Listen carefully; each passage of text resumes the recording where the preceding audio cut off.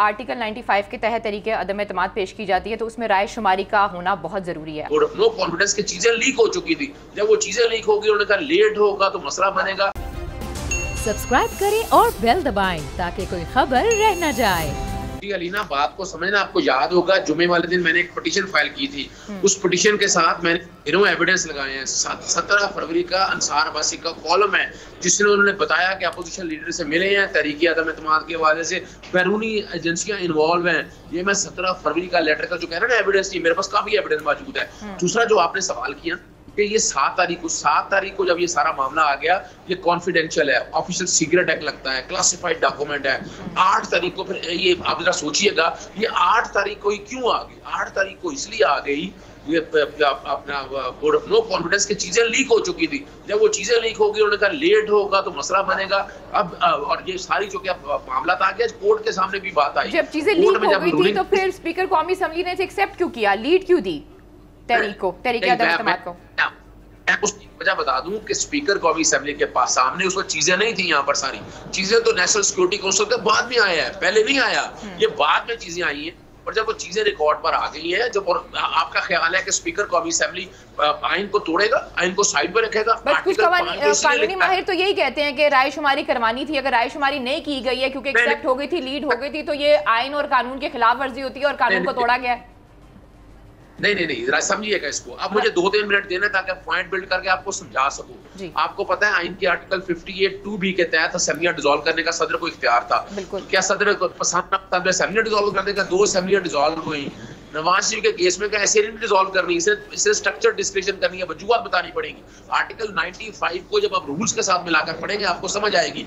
Article 95 कहता है no confidence लानी है, बिल्कुल आनी है, कोई शक नहीं। लेकिन 63 कहता है डिफेक्शन नहीं होनी, आपने पार्टी के अदम एतमाद में साथ नहीं देना। 17 आर्टिकल कहता है कि कोई भी पार्टी पाकिस्तान के मफादत के कौमी सलामती के खिलाफ काम नहीं कर सकती। फिर यही कहा गया कि फौरन पैसा लेके आप गवर्नमेंट डिसॉल्व कर दे, ये आर्टिकल 17 है। और ये लंबा प्रोसीजर है, ये लंबा प्रोसीजर है।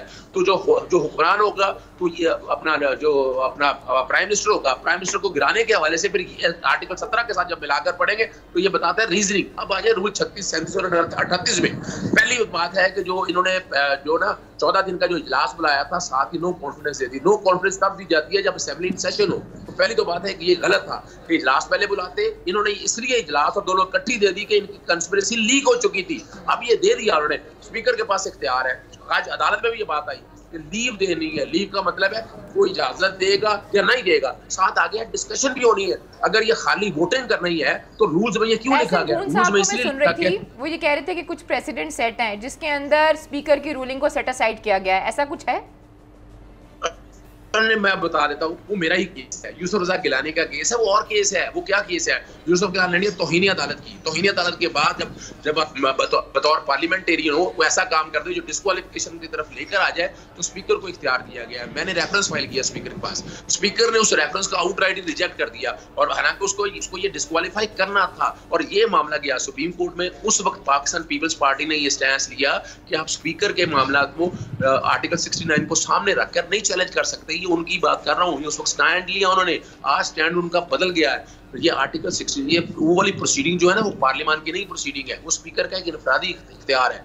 ये वाली जो प्रोसीडिंग है ये स्पीकर की, ये पार्लियामेंटी प्रोसीडिंग है, ये पार्लियामेंट के अंदर की प्रोसीडिंग है। और जो कोई स्याह करेगा सफायत करे, वो जो उसने कर दिया है और जो इख्तियारात नहीं है उसके सामने, यानी मिसाल के तौर अपोजिशन तो रख नहीं सकी, वजूहात रख नहीं सकी, ये करती डिस्कशन नहीं की, गवर्नमेंट ने वजूहात रख दी। गवर्नमेंट ने वजूहात सामने रख दी कि ये वो रीजन है, पैसा बाहर से आके ये गिराने की कोशिश की जा रही है। और रूलिंग में लिखा हुआ है कि नेशनल सिक्योरिटी काउंसिल का इजलास हुआ, कंसर्न सामने आए, पार्लियामेंटी कमेटी ने बुलाया गया इनको, अपोजिशन क्यों नहीं की? चीफ साहब ने पूछा कि आप लोग क्यों नहीं किए, क्यों बाइकआउट किया? सेशन का जाके बताते वहाँ कि ऐसे हालात और वाकयात हैं। अब इन चीजों को सामने रखकर देखे, स्पीकर का इख्तियार मौजूद था, स्पीकर ने इख्तियार बिल्कुल ठीक है।